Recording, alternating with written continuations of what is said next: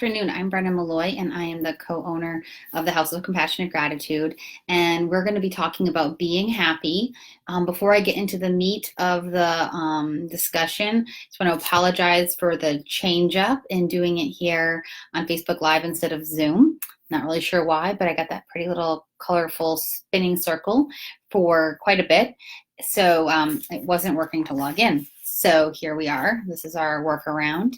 And I just want to give people a chance to join. So I'm going to invite some folks that I know had planned on maybe stopping in and having a listen, and then we will get into the conversation. And I encourage you also to either do a watch party so your friends can see this and you'll have an easier time finding it to review the information later. And you can invite your friends if you think that they could use a little lift and maybe some tricks on the concept of living a positive, happy life. So also one more thing on that is I had promised to provide some PDFs of worksheets from our book, Being Happy. And I'm still going to do that. Facebook kind of does that whole image thing. It's not the greatest for PDFs. So I'm going to try to post those in the link comment section under this video after we're done. And I'll share them with you verbally now. And then if you can't open them or they don't look right when you print them, let me know. You can email me and I will get them out to you because I want everybody to be able to use them. All right. So let's see, where are we at with this? Who is joining us? If you do join us, I think it would be great if you just said good, well, hello, it's not morning here on the East Coast, and let me know what you're thinking, what your experiences are, and if that's what I'm talking about. Those are all really good things to know while we're doing this, so that way I make sure that you understand what I'm doing and what I'm talking about.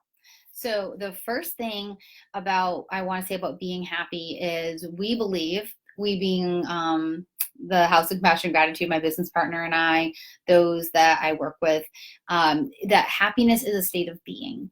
It's not something that only happens once in a while. So it's happiness is different than fun. All right. So happiness is an internal state. It's a state of peace. Not quite like complacency, because that sounds a little boring, but a state of acceptance and peace and frankly faith that things are either okay or will be okay. And knowing that we can navigate life a little bit more smoothly and with more happiness and joy in it. So that being said, that's not to discount bad things, because bad things don't happen. And this conversation today is not solely about manifesting better things. That's another conversation and we can have that one. But for today, I'm talking about changing the essentially the programming of how you think. So we often, if you're watching this, you can relate, I'm sure, you wouldn't have kind of turned into this event, that we tend to go to negative thoughts first.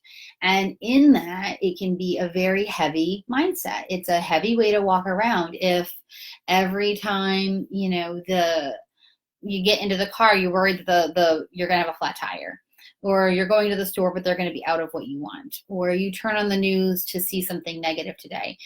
You stub your toe in the morning and it's a bad day. It's a bad moment, not a bad day. Okay, you go to the mailbox and the nerves and the anxiety roll up in you before you even open the little lid. So those are signs of a more negative mindset. Now, I'm not saying you're negative as a person, but this is a negative habit. And habit is the key word there, because we can change our habits.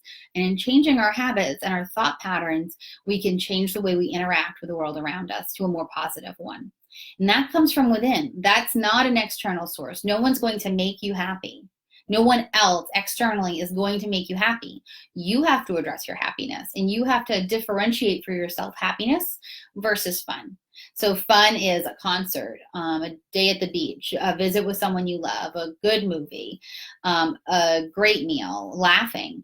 Those are fun, and they're important too. But I'm talking about a consistent state of happiness where you feel at peace with what's going on in your life. Even if it's negative things, you can still have an internal sense of peace as you navigate it. Okay? So that will lead to less stress and anxiety in your world. Now, if you're dealing with chronic anxiety or depression, of course, that's a conversation for a mental health professional. But outside of that, the majority of the people on earth don't have a clinical version of that. It is programming that we've become too aware of. Think of it like when you tell the toddler, don't touch it, it's hot, right? You're going to get burned.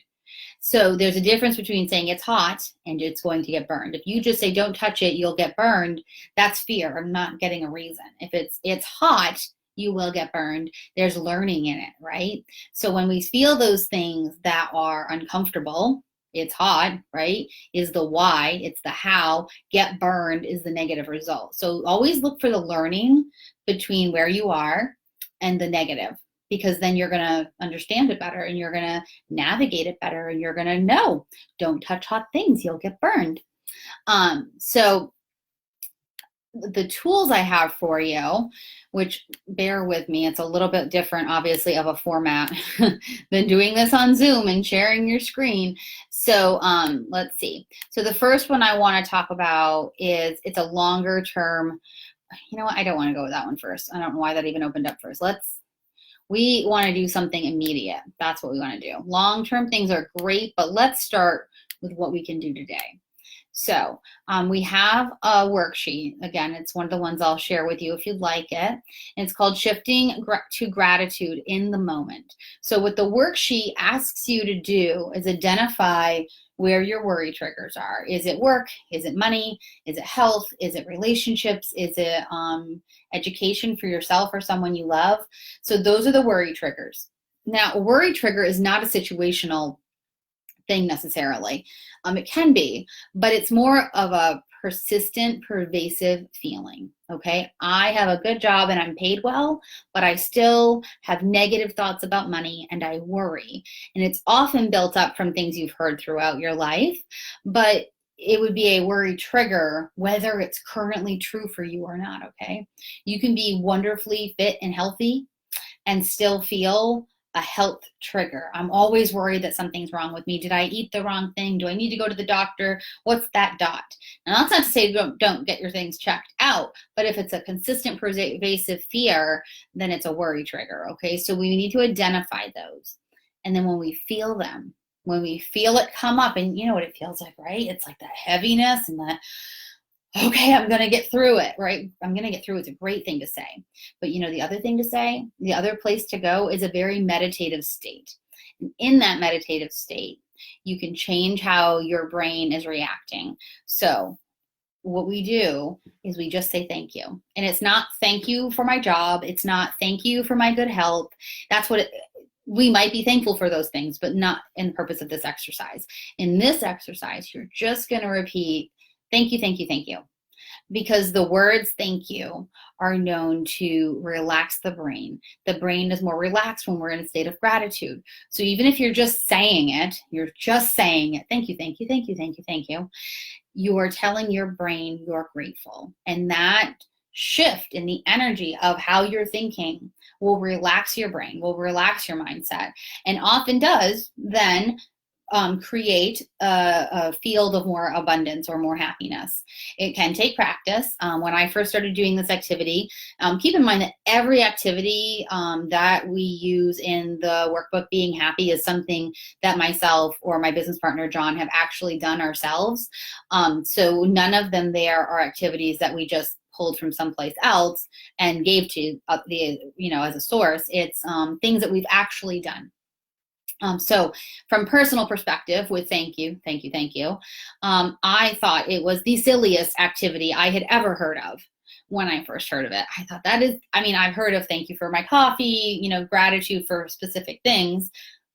But this idea of thank you, thank you, thank you at a red light was a little foreign to me, and I felt like it was pretty silly. But I like to be open-minded. And I do work with people who struggle with positivity, and I've definitely been there in my life. So I said, well, I'm going to try it. I don't see myself as negative at this point. I don't think I have a problem with negative thinking, but I'm going to try this one. And it was just the most incredible thing that would happen. I would say my trigger has historically been money worries, to be honest with you. So the thank you, thank you, thank you, I started feeling more just at ease. When I'd go to the mailbox, it wouldn't be like, oh, there's bills in there or whatever. It was thank you, thank you, thank you, thank you, as I made my way through my house to go outside to get the mail. And I got a rebate check after doing this one day. I said it going into a grocery store, and it doesn't sound like a lot, but somebody dropped some change and I picked it up and I added to my thank yous. So these thank you moments slowly build. I was doing it again. It became a habit to do it at red lights. So right before my birthday, I was doing it, and I went in, frankly, and bought some alcohol for my birthday, and a man paid for the purchase for like 3 people, including myself, that were standing in line. So the shift into gratitude tells the universe, tells your energy field, tells your brain that I can expect to be thankful. I can expect to receive something that I'm thankful for. So instead of worrying about what you don't have, what's not happening, illness, whatever, you're putting out there that you're grateful. And when you're grateful, good things come to you. That's what it is. That's how it works. So I hope that one makes sense to you. And please, again, feel free to comment and share your thoughts on it, because of course we'd love to hear from you. And I'm just going to take a sec and make sure that we don't have any questions about it before we get going any further. Good, perfect. Let's see if we can click and drag this activity into the chat box. I'm not sure if we can, but let's, yep, it doesn't like that. So I will send it later to you all as a file. If you'd like it, please private message me or email me with your email or where you'd like it sent. I'm going to put my email here in the box so you know where to reach me. Or you can look me up, same thing, Brennyn Malloy, and I will send it to you. And you can also look under Being Happy. We have a Facebook page for that, or the House of Compassion and Gratitude. And if you message either of those, I will still get it back to you. Let's see, at gmail.com. So there's that. Email is probably better, or private messenger, than call or text. But however you're comfortable with it is good with me. Let's see. So I planned this activity for conversation. So since we're on Facebook Live, there's not a lot of that back and forth, right? Oh, someone's looking for us. Hang on, let me just let them know where we're doing this in the event. There we go. Perfect. So if you're missing this and you're wanting to see it later, I'm really sorry. And I'm going to do my best to reshare the video so you can still get the content and all that. And maybe we can reschedule something for tomorrow on Zoom if we can make it work better. And if you're planning on joining tomorrow for, we are doing a conversation on legacy and your soul path and how that works. So hopefully it'll still be on Zoom, but if not, come find us in the event just like this one. And we will also be doing a conversation on what is a death doula. And I really hope that one works on Zoom, because that one needs conversation, because there's tons of misconceptions out there, but they are both part of the living and dying world. We're human, that's what we do. So I'd love to see you for that as well. So let's see. The next thing we will talk about is it's the 30-day challenge. And it doesn't sound challenging to say write down 3 things for 30 days that you're grateful for. Now, they can be big things. I got a new car and I'm grateful. That's great. That's great, right? That's wonderful. But the other part is grateful for small things, like your kids laughing, or your coffee, or having air conditioning, or the sun coming out today. Those things are also important, because the trick is to write your 30 things and not have any repeats. No repeats for 30 days, 3 things a day for 30 days. If you miss one, you need to hold yourself accountable and go back and do it. Okay, what was I thankful for yesterday? What happened yesterday? It's really the first couple days. By day 10, sometimes it gets a little like, okay, can't be grateful for my coffee anymore. I already did it. I'm grateful for my partner. I'm grateful for my house. What else is there? And you find yourself saying things like, I'm grateful for that I slept for 5 hours last night. I'm grateful that the mail came before I went to the grocery store.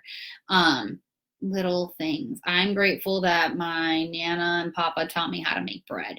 So you start going back over the littler, smaller things in your life that you may not think to be grateful for on a regular basis. So the reason we do this is because habits and routine build the framework of our lives. So make your coffee every morning. You put the grounds in, how many scoops, do you mix it with your left hand or your right hand? All those things, that's habit. That's part of the routine. So the 30-day challenge is to help you come out of it just a smidge, to look at it and find those moments of gratitude. And it's to build the new habit of thinking on a regular daily basis, what am I grateful for? And the feedback that I've had from folks about doing it is journaling it at the end of the day sounds like a good way to review your day, and it is. But sometimes you go, oh my gosh, my day was so busy. I was going for 12 hours straight. What did I even do today? I don't even remember. So you end up keeping track of it throughout the day. Simple things. Again, somebody gave me a pen at the bank. Somebody waved me on at the four-way intersection and let me go first. It doesn't have to be earth-shattering things. The goal is to look at what good happens every day for you, because good things happen every day. And we don't live in a world that often highlights good things happening every day. And we learn many of these habits and these this framework are facilitated in our life. They're facilitated, frankly, by like news media, this and that, the words we use with ourselves of, again, be careful, think twice, which are not bad things to say, but they can lead to worry and procrastination and hesitation and negative thinking. So in refocusing, again, on gratitude and positivity, we shift the routine, we shift the habit. Probably sound like a broken record, don't I? I'm 3 weeks worth of coaching into an hour. So let's see. And I get very excited about this topic. So the activity is to start today, right? We're already halfway through it, but let's still start today. Today is it's a Saturday, and it's I think it's a solar eclipse, but in any case, it's a good day. It's the first day of summer. It's a good day to start a new 30-day habit. And frankly, heading through this new piece of our coronavirus, blah, blah, blah, I think it's a great time to reevaluate our happiness and our gratitude. So you're going to write down 3 things with no repeating that you're grateful for every day, and see where it gets you. I took my 30-day challenge in 2014, end of 2013, beginning of 2014. And it was a Facebook challenge at the time, to be honest. And I ended up doing it for 52 days because I got so excited about my ability to go from worrying, frankly, in the middle of a divorce, to seeing more positive things, to being grateful for the other moments that had nothing to do with the worry and anxiety. And you have to balance it out, okay? So I'm going to challenge you to that. Whether you write to me and you get a copy of this PDF or not, it's a great exercise. Hold yourself accountable to it. Make it part of your social media posts. Put it in your journal at the end of the day. You can take it as a note on your cell phone, however it works for you. Hold yourself accountable to it. Put it on your calendar even. I have a big desk calendar, and you could, if you have the same, you could even write it in the little block, 3 things that happened today. And it can be so encouraging and inspiring. And the second piece of it being encouraging and inspiring is 6 months from now, a year from now, what have you, if you find yourself kind of slipping back, something happens and it throws you off kilter and it feels negative, go back to your 30 days of what you were grateful for, because that's a lot of stuff. It's a lot of stuff that you might forget that you have access to, and you hopefully still have it. Like, I hope you still have good coffee. I hope you still have good health. Sun still comes out tomorrow, right? Oh, I'm so glad you made it. Thank you. I saw you waiting in our Zoom room and I had no way to make it let me talk to you. So glad you came. That's fabulous. Um, so I think you joined a little late, so I know I promised PDFs about what I'm talking about, and I will get them to you after if you want them to have the exercises in front of you. So let's see, what else then? So 30 days of gratitude, right? Every day we're going to write down 3 things we're grateful for. And then we're going to shift from whatever our worry trigger is, health, money, job, kids, whatever. And we're going to shift it and say, nope, I'm not going to dwell there. I'm not going to sit there and worry. Okay. So problems, I'm going back to gratitude, to shifting to gratitude, because I feel like I missed this piece for you. We are going to, if we're problem solving, right? We're paying our bills. Okay, you're going to be thinking about money stuff when you're paying your bills. You're going to be thinking about your physical, dietary health, I hope, when you're going to the grocery store. That's not really worry necessarily. That's planning. That's problem solving. That's okay. But if you're stuck in traffic and you're repeating the reel of unhealthy thinking and again, worry, anxiety, stress, whatever word you want to stick on there, it's not productive. How productive is it to sit there and beat up on yourself while sitting in traffic? It's not. That's why traffic is a great place to do self-talk. Thank you, thank you, thank you, thank you. And for me, it was incredibly eye-opening to do it every time there was a red light. I travel a lot for work. I live in Virginia Beach. There are so many stoplights, and it was a great activity at every stop sign, every stoplight. I said, thank you, thank you, thank you, as long as my car was stopped. And then we started going again. And next stoplight, thank you, thank you, thank you, thank you. My daughter thought I was a little nuts. Like, she thought it was the weirdest thing. But it changed my energy about it. And when I started seeing the reward, if you will, the little things that were more positive happening, I don't care if it's 75 cents on the Food Lion parking lot. It's 75 cents that I didn't have before. It's a little bit of monetary abundance, clearly healing my money worry, right? Clearly healing it. So that exercise, as silly as it may sound, can have very quick implications for you. Okay, so that's a very quick one. 30-day challenge takes a lot more conscious thought, and it takes 30 days. But I really challenge you to do it for the full 30 days. And if you've done it for 30 days and you don't notice a difference, do it another 30 days. Okay, when you're doing those 30 things, those 30 days, far more than 30 things, right? Stay away from words like don't, can't, won't, didn't. Okay, those words are inherently heavy words. I'm grateful I didn't get fired. That's not what we write. We write, I'm grateful I have my job. I'm grateful my boss understands me. I'm grateful my job, my employer knows that I'm valuable. Those are the positive statements. I'm grateful I didn't gain more weight, right? We joke about COVID weight, right? That's what everybody's talking about it. I'm not grateful that I didn't gain more weight. I'm grateful that I've maintained my physical health. You see this, the flip, we're not using don't, can't, didn't, won't, just because they're heavy and they lead to the, they just sound more like the negative, right? I didn't gain weight, didn't gain, right? No, I'm grateful I'm physically healthy. I'm grateful I'm maintaining my physical health. Those kind of things. Hello, Erica. Thank you also for joining. I'm trying to give you lots and lots to think about with these 3 activities, although the interaction, of course, is so much of a lag compared to Zoom. So if you didn't hear, I am going to have these PDFs about some activities you can do for greater happiness in your life. They're free, and I will get them to you by email or such if you are looking to have them. And the other thing, hello, Teresa, hello. And also, shameless self-promotion. The book Being Happy is currently in publication. It'll be available in a few months, and we're doing pre-orders. Sorry, I have to promote just a smidge. But if you like the activities that you get today and you think the entire 26-week program would be good for you, it's there. All right, last I'm saying about it, I think. Let's see. So we did worry triggers. I have all these like saved down here. So the next one we're going to talk about is a little bit more in depth, and it's I want you to be in kind of a good place when you do it, okay? Because it relates to color.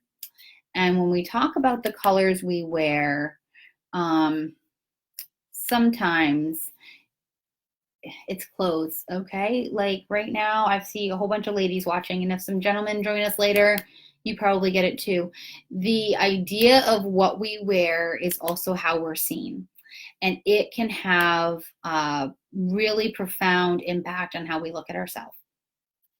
So I don't want you to have a bad feeling about that. I want you to think great things about it. So I really recommend doing the 30-day challenge and the other gratitude shift exercise before you do this exercise, or before you do the full version of it, okay? Because you need to be in a decent place about yourself physically. But what it is, the fundamentals we can talk about now. The exercise you may want to, it's later in the book. If you get the book, it's later in the book, because you get through some of the fundamentals of being happy and having a positive mindset, and then you dive into your closet. So anyways, so the basic activity, we talk about how color impacts our mood, and how color impacts me may not be how it impacts you. So on the worksheet, what you'll find are some basic general descriptions of colors. The ones we have listed are black, white, red, blue, green, yellow, purple, brown, orange, and pink. So they're, all the primaries and some other really basic ones. I had feedback from someone in the study group who said pink isn't a basic color, but pink is very impactful, okay? Coral salmon that I'm wearing, not on the list, but it's a color I feel great in. So it's not all inclusive, but it's important to think about how you feel about these colors. So in the exercise, we list common understood terms, okay? And again, you may feel incredibly powerful in black. But there is it carries with it, if you look it up psychologically, lots of stuff out there about it, it can be associated with some more negative things, okay? So it's something to look at. Do you feel powerful in black, or do you feel tired and negative in it? So that's where we go with this. So to begin with, what we would do is you take the list. So we have black. I'll start with black. It's the first one. It's often associated with power, boldness, and professionalism. That's true, right? When you go into your bank and you see the person in the black suit and they've got the nice little blazer on or the button-up shirt, and you think, wow, they're professional, right? They know what they're doing. And if somebody's there in a little sweater twin set, you wonder, are they new? Do they know what they're doing with this? So it can make you feel differently if someone's wearing a black suit versus a powder blue. And that's just the truth of it, really. We judge based on this, and it's not a judgment of it like in a negative way, I don't like you, but our sense of sight and how we assess people, it's primal, it's primitive, it's cavemanish. You look at the person coming up to your little cave and you decide, do they look like a friend or not? Are they wearing, even later in history, are they wearing the right colors? Do they have the right flag? Is it the right pattern? Right? So, and there's assumptions based on that. So this is not a judgment thing. This is just an assessment. Okay, let's look at it that way. This is an assessment. So that's how black is often seen. White is often associated with purity, innocence, and peacefulness. That's what it is, right? It's associated with those things. Red is passion, power, and sexuality.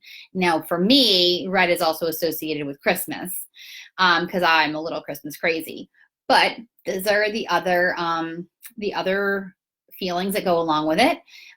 Some people could look at red and see a little bit of something political, right? So there's feelings that go and assumptions that go along with these colors. Blue is productivity, calmness, and serenity. Yeah, I can see that with blue, especially the paler blues. Mhm. Green is tranquility, good luck, and health.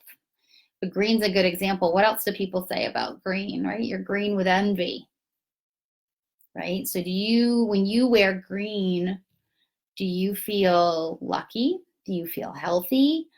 How do you feel? Or do you like hear those words when you see it and think about jealousy? Does it make you feel kind of low or sleepy or sedated or aggressive? Those are some of the things that you're going to look at when you see how do I feel. And putting the colors on your body is a very impactful way because you feel it and see it in the mirror immediately. But it can also be in your space. It can be what color is your sofa, what color is your comforter on your bed. If you're sleeping in a color that you're not comfortable with, then you're not sleeping comfortably and it's impacting your mindset and your mood. Yellow is brightness, cheer, and warmth. And I've liked yellow a lot throughout my life. I didn't wear it often, partly because for many years I did a lot of more red highlights and I didn't find it flattering on me. But when I stopped doing the highlighting and the coloring and the tinting of my hair, and I had a few compliments while wearing it, I decided, wow, I really like this color. I feel very cheery and in charge and comfortable in my own skin. It wasn't like when I wear yellow, it's not like I'm wearing clothes. It's like it's just part of me. So it has a very great feel for me. Purple is often associated with creativity, royalty, and wealth. Now, to me, that's like a really vibrant purple, like a really plum, lush purple. And if you get towards like the pastel side, I think of springtime and I think of flowers or children. So you need to, so in the first activity for color, we're talking about these are the generic terms and associations with it. And we ask that you then write how you feel about it. Okay. So, how the green with envy, you might write that there. Does black associate with this professionalism and boldness, or does it associate with being depressed and in the dark and all that? So, it's how do you feel in it? I feel great. Another color I feel good in, especially when I'm doing a prayer group or something, I like to wear white. It feels like it says, it feels like there's purity and peacefulness when I wear it. But also, admittedly, I'm pretty pale skinned and it washes me out and I look really pale when I wear it. So it's kind of like, what are you going for and how do you feel when you're doing this? I have a white comforter and I think that's great. Other people say, I have no idea how you can possibly have a white comforter. I'd get stuff all over it. It'd be filthy. So this is a personal piece of the journey. This is not other people's judgment of your space and your color scheme. This is how do you feel in it. Okay. So if you've inherited your sofa from, a friend or the online yard sale or something, and it's not the right color for you and you're not feeling good about it, consider getting a cover that changes it, because that change can change how you feel, how the entire room feels. Okay. Let's move on. The next one. Brown is seen as resilience, durability, and security. And I think that's very true. I don't wear a lot of brown in my wardrobe, but I have a lot of earth tones in my home, and I do feel like there is some security in that. And it feels very grounding to be in spaces with those earth tones, like brown. Orange. Orange is another one that's like varying degrees, right? So orange is associated with excitement, enthusiasm, and warmth. So if you're thinking of a vibrant, bright orange, like the fruit, then that's a very different feel than the earth tone version where it's like the burnt kind of color. And how do you feel in those? Do they feel good in your space? Do they feel good on your body?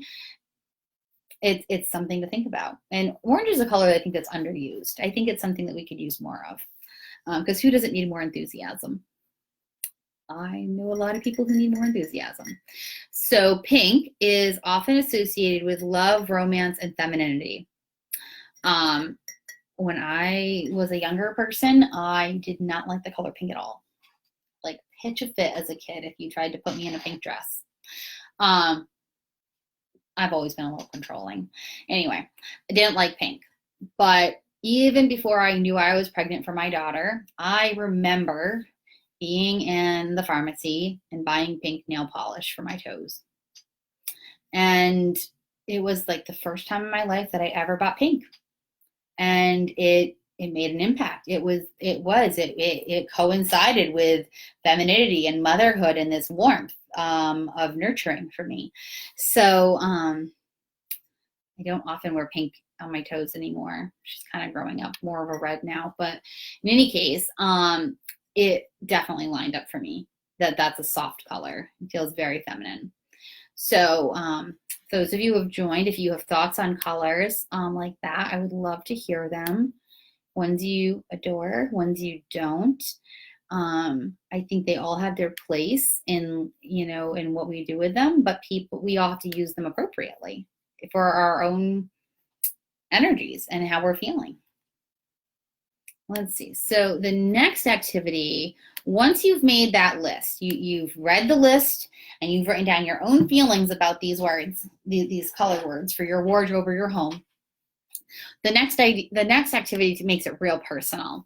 So the next activity asks you to put on each of these colors. And now sometimes you might not own them all and you might need to go like try on clothes, and that's fine too. You can go to the store and take a friend and go in the dressing room, try something on. How do you feel? Take a picture and journal about it. Or you can just go to your closet or what have you. But the idea is to put on each color that we just went over and then sit with it for a little bit. Look at yourself in the mirror and say, how do I feel? It's not solely about how you look.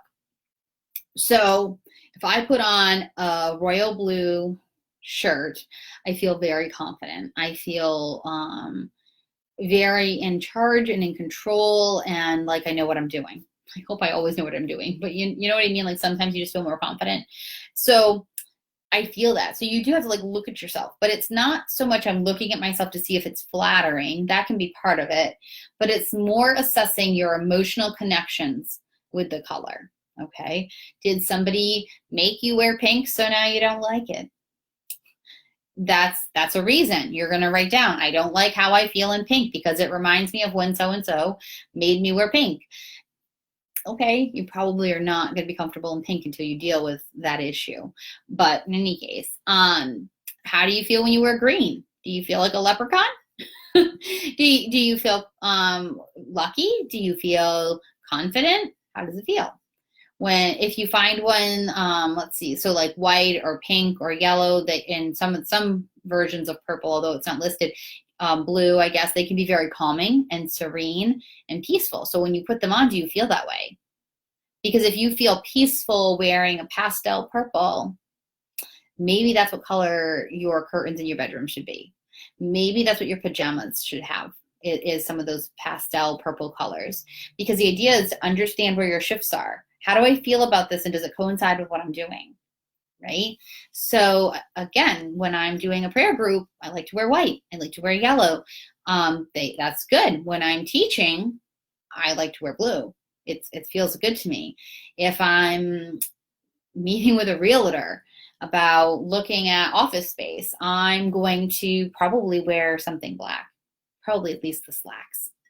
Might even put on the blazer, right? If I'm invited to a BNI networking event, again, I'm probably going to go for that blue or the black, maybe some red if I feel like I need a little boost, because we talked about red being about being passionate, right? So being passionate is our fire, it's our power, and we can bring that through with doing that. But it really creates a mindful connection with the colors around you, not just on you that you're wearing, but around you. Okay. Let's see. I am going to check messages. Oh my goodness. If I scroll down, there's tons of messages. Look at that. Thanks, Erica. You don't mind promoting. I appreciate it. Let's see. Michelle, I'll reply in writing when I'm not talking, but I'm going to send out the worksheets to everybody who'd like them. I'm going to attempt to put them in the comment section of this video when I'm done. And I don't know that that's going to be a great success. So I also can email you the PDFs, or I can private message them to you with Facebook. So my email is listed in the comments here. You can send me a message, or you can private message me personally or through the Being Happy or the House of Compassionate Gratitudes page, and I'll get them to you. If you found this through the main event, then I'll make sure that they can get emailed out from there as well, okay? Yeah, sometimes black is known to have a slimming effect. That's true. It fashionistas would tell you that's true. I love that answer. Yes, so let's see, did I miss something? Let's see, who else? I like dark colors, pinks and purples. Yeah, I like the vibrancy of them. I agree with you. But think about what it means for you. Do you like them because it's giving you power and you feel confident in them? This isn't like a exercise of good bad colors. Like, this isn't don't wear that, do wear this. It's being mindful. This is one of the reasons that if you do get the workbook, you'll see it's one of the later activities, because it really asks you to be in the moment and aware and responsible for your emotions and your thoughts about why you're doing it. It's not putting on the casual t-shirt, right? Like, that's fine, that's great, but it's about being mindfully in control of your immediate environment, because it impacts how you think and how you feel. Okay? Your thoughts matter. Your thoughts patterns will impact how you think, impacts how you feel.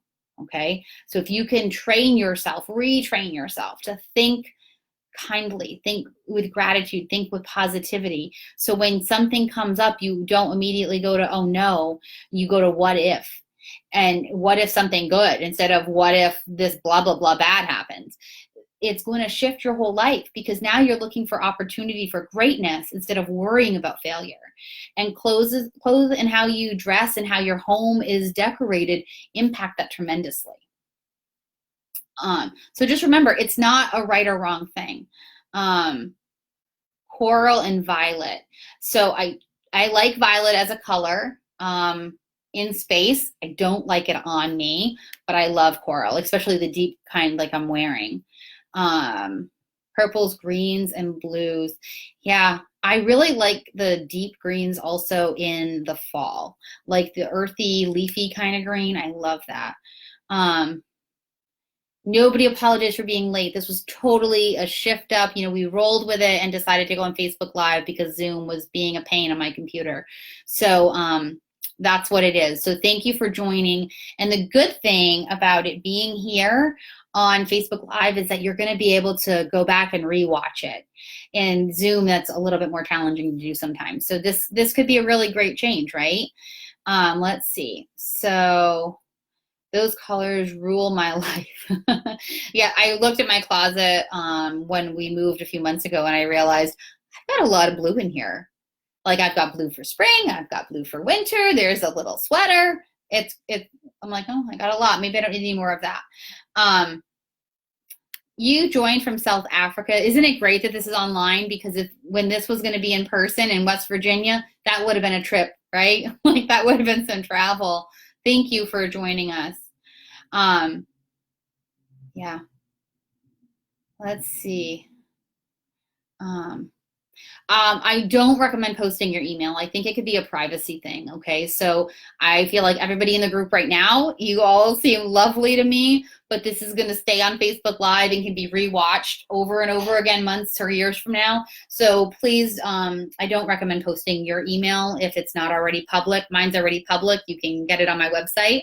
But I think if you want to send me your email, you can either email me and I'll get it, or you can private message me, okay? So, like, let's just be mindful of our own security and not anything crazy.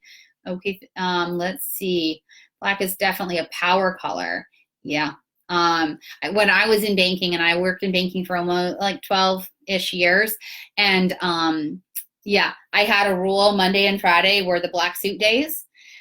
Tuesday, Thursday, it could be more casual, a brown or a navy. Wednesday, I was a free-for-all. It was like, what fun color can I pull out of here because it's Wednesday? I'm going to have an office day. Nobody important shows up on Wednesday. Not always, but usually that was correct. And but the other days it was professional. I felt more mature. I was a very young bank manager for where I lived, and I felt much more confident and like I was taken more seriously wearing black. Let's see, confident, light colors and blues in your home, deep purple. Yeah, I like how you talk about the light colors and then accent accessories, because that's a really fun way to do it, right? Like you can have a regular color scheme. My furniture in my living room is it's like a dusty blue, and it works great because I'm at the beach, but I'm not the beach theme in my home. I have a lot of wicker and woven furniture, but I prefer the earth tones. So I have the earth tone rug, and my pillows have more tans and deeper yellows and greens in them because I'm more of the earth tone. So you can kind of blend it with, you know, pillows or curtains or accessories. It's a great way to do it. Yep. Yeah, absolutely, Nadine. The earth colors make me feel very grounded. Even if it's orange that we're talking about as being a color of vibrancy and excitement, when it's the earth tone version, I feel very grounded in it. You hate blues, but you found out they look good on you. Oh, but now you love them. Okay, so that's better. Yeah, there's something there sometimes when we say, oh, I hate that color. It looks awful on me. Think about it. Why do you think it looks awful on you? Did somebody tell you that? Did you remember the show What Not to Wear? Like, did you watch it where they say never ever do blah, blah, blah if your skin tone is a da, da, whatever? They have great advice, and that was my favorite show when it was on. But that doesn't mean you can't do it, because it's your body and it's your home and it's your life. And if you feel great in peach and they're going, you should never wear peach, the fact that you feel great in peach, that's your business. Wear it. Okay.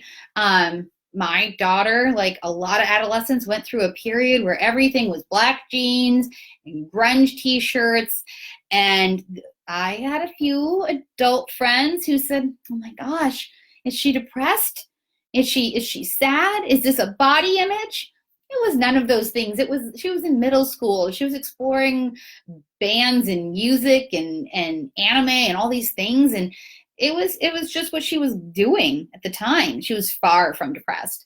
And now she wears lots of colors, and sometimes it's the t-shirts and black jeans, and sometimes it's a floral print knee-length skirt. So a lot of it can be phases. It can be cycles in your life. When you're sad, when you're feeling something and you're sad, pay attention to what you put on. If you're having a bad day, go back to this list and say, what color, when I wore it, did I write down that I felt great in? I'm angry today. What color did I write down felt peaceful? Or even better, I'm angry and I need to deal with some stuff, so I need a color that lets me feel confident but not aggressive. Okay, so see how you can take what I feel and blend it with what you're doing. Like, you can use it. It's a tool. This is a tool. The thank you exercise. It's a meditative chant-like tool to help you chill out. Like, way worked up right now in the world. I think we all need to chill. And these are some ways to do it. Let's see. Yes, navy blue I love, and I've lived at the beach now for 5 years, and I feel very sophisticated in navy blue here. It's like I am like the classy sailor here. So that's great. Yes, Erica, I know, like I'm so excited to do an in-person event like this. And when I met the organizers and everything, I felt such a kindred spirit, and I love the combination of the living and dying kind of aspect, because it's all part of the same journey.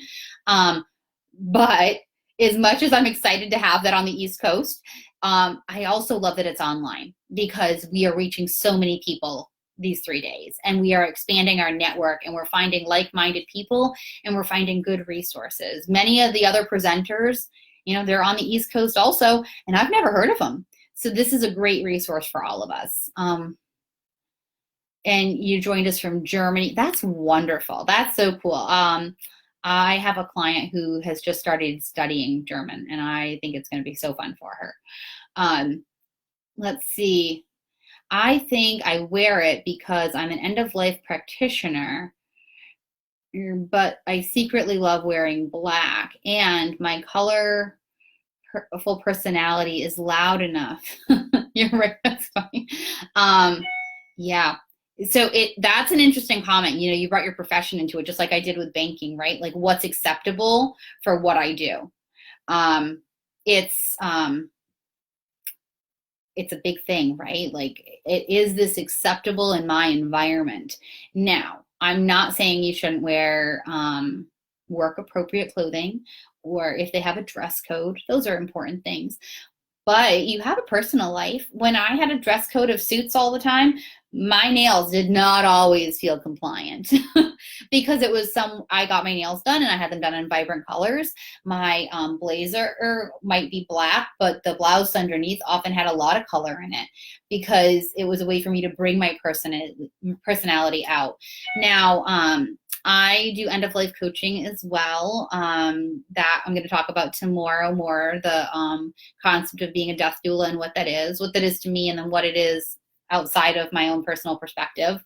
And yeah, there is a sense with that, especially when you get towards later in the process. I want to be comforting.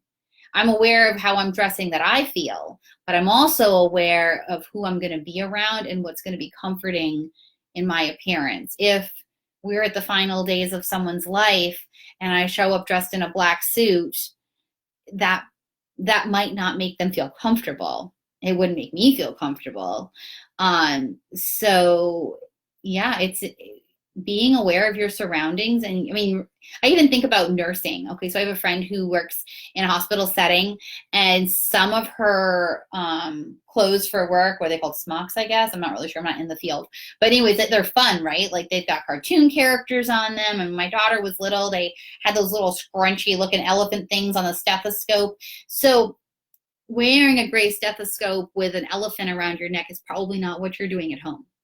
Maybe, but probably not. But it was appropriate for working with children to help them feel comfortable. I mean, I don't go around wearing cartoons all over my body, but if I was in the healthcare profession and I worked with kids, I'm probably more likely to. Yes, Erica, that's so true. It does change as you change, whether it's an age thing or not. You're absolutely right. It changes as you evolve and what you're going on in life, what's going on in your life. Let's see. Blue helps. Yep. Blue helps your end of life clients feel calmer, and you use it a lot in their space. Safe space for visualization, usually print blue themed visuals as well. That's great. And I think that's a great awareness to color. The Caribbean. I kind of miss the Caribbean. I was hoping to take a trip this summer. That didn't happen. Yeah, it didn't happen yet. Anyway, I miss that blue water. Though I will say the coastal here of Virginia, our water looks much cleaner. It's a lot cleaner this June than I've seen it before, or clearer anyway. Your scrubs, but home care is dark gray. Isn't that hard when the uniform says this is the color? But you know, do what you can with it. When we talk about wearing colors, it does not have to be the shirt or the pants. It can be the necklace. Right? It can be earrings. It can be bracelets. It can be scarves. It can be a tie. You can bring color in other ways. You can do it as your socks. I used to wear toe socks underneath my dress boots because they were fun. They were just fun, and nobody could see them. And I felt like I was having fun, even though I was wearing black slacks and a blazer. So you can use this. This is not it doesn't have to be hard. It can be little changes, but it goes back to being mindful. When I know I'm wearing bright purple rainbow toe socks and nobody can see them, or I had a pair with smiley faces on all the little piggies. It was fun. It was my defiant fun. I'm here being professional and I'm going to help you get your mortgage and we're going to be super serious and get this done. But I had my own little fun there with it. So you can absolutely do that. You can bring it in where it's impacting you. You get real personal and do it in your underclothes. Do it, pajamas I think are so impactful. If you wear pajamas anyway, what you wear to bed really matters. Okay. What you wear to bed, it's like your own personal energy field. You're so vulnerable when you're sleeping. So the color and the makeup of your bedroom, what you're wearing to bed, it can have such deep impact on your quality of sleep and your overall mindset. So pay close attention to that. We have spent a lot of time on color. I'm so glad that you all joined and started giving me your thoughts. I appreciate that very much. I'm going to highlight the 3 things that we talked about today, okay? And then I promise when we sign off in a few minutes to put links in there for you to reach me, for you to find Being Happy, and to get these PDFs to you, because I want to make sure you have them if you want to use them. So we covered gratitude in the moment, shifting to gratitude. So we address first, what are my worry and triggers? Like where are those little things coming up? Some of us just worried all the time about everything, but let's address 3 of them. So we're going to understand them. This is what it is. And when I feel it, or at stoplights, any way to build a habit, instead of dwelling on it and sitting in that uncomfortable worry place, you're going to think, thank you, thank you, thank you. You can say it out loud, especially if you're like by yourself in the car at the stoplight. Thank you, thank you, thank you, thank you. And you say it and give yourself an end date. So for me at stoplights, it was until the light turns green. Thank you, thank you, thank you, until the light turns green. If somebody was in the car with me, I'd think it. But if I was by myself, I'd say it. Because when you say it, you hear it, you speak it, and you think it. So your brain is getting it in 3 ways when you say it out loud. Thank you, thank you, thank you. And you are telling God, the universe, whatever, however you define that, yourself, your soul, your mind, you're telling it, I'm grateful. I don't know what I'm grateful for yet, but I'm grateful for all of it. I am grateful for all the good stuff. Okay? Nobody's really grateful for a stubbed toe. Okay? Like that hurts. Your funny bone, smacked that last night, was not grateful. But you can be grateful that you didn't break it. You can be grateful that there was somebody there to get you ice, whatever. So it's not about what you're grateful for in this activity. It is about shifting the worry, dwelling energy to gratitude and assuming that better things are happening. Okay. And then the next one is your 30 days. And for 30 days, you'll be writing down either in your journal, on your phone, and social media, on your calendar, documented. Okay. This is not just like think 3 things. You need accountability. You need to write it. You need to see it. And you need to be able to reread it. Okay. So 30 days, 3 things that you're grateful for, no repeats. Okay. The first 10 days are easy. I'm grateful for my mom. I'm grateful for my home. I'm grateful for my food. Yeah, go through all that. It's like Thanksgiving. Go ahead. But after that first 10 days, you're going to have to start thinking, I'm grateful somebody let me have a table at Starbucks, right? I'm grateful for a clear night because I can see the stars. You're going to have to think. And that's what it's about in the moment. What am I grateful for? Okay, try to do it throughout the day, not just all at the end. You'll get good at it. I know you will. Get a buddy. That's another thing, is you can get a buddy to do it, and then you can hold each other accountable every couple of days. Like, have you been staying on track? I missed Tuesday, so Wednesday I had to do 6 things. Yeah, I've done that. 6 things, 9 things. Don't let yourself get that far off track, though, really. Like, if it's more than 3 days, you need to start over because it needs to be a habit. Then the last thing is your colors. How do you feel about them? Just looking at the statement, purple is blah, blah, blah. How do you feel about it?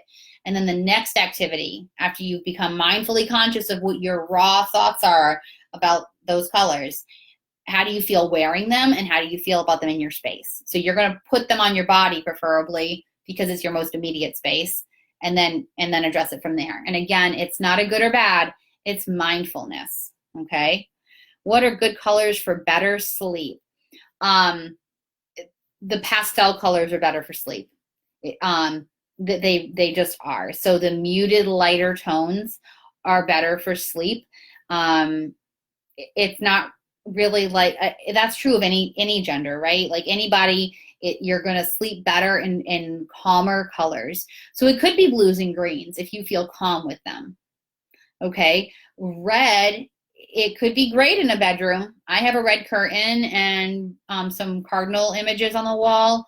So a little bit of red, and I have a red lamp too, actually. So I play with a little red, with a little area rug, but it's not the most intense color on me when I'm sleeping.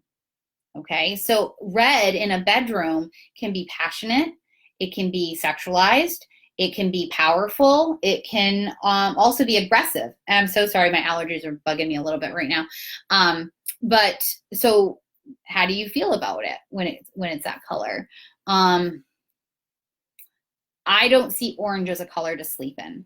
Now, if you wear orange and you feel peaceful, go ahead. I don't see orange as a peaceful color to sleep in. Pink, purple, blue, green, white, I think those are good colors. Black is another one of those colors that can go either way. If you have trouble sleeping and it makes you feel confident, or it makes you feel, I don't know, I guess black can be sexy too, right? So if you feel good in it like that, wear it, go for it. But if it feels, we don't necessarily need to feel powerful when we're sleeping, right? We need to feel restful when we're actually sleeping. That's the thing about the bedroom, right? Like it can go into a couple different places. But if we're talking about sleep, how do I sleep well? You need to feel peaceful, and you need to feel restful, and you need to feel calm. So that's what you're looking for sleep in your bedroom. You're welcome. You're welcome very, very much. All right, so we are at an hour. And again, I'm Brennyn Malloy, and I am the co-owner of the House of Compassionate Gratitude. And Being Happy is the name of our new workbook. We also, aside from working in the positive, happy work, we work through transitional coaching. That's any life transition, divorce, moving, new job, empty nest, you name it. And we also work in the end of life field, focusing our energy on our workbook called The Process of Passing and Your Legacy, and how at the end of life we can reflect on that. Okay, so thank you again. If you don't hear from me, it's not bugging, go ahead, private message me, email me again, okay? Thanks again, and have a great afternoon.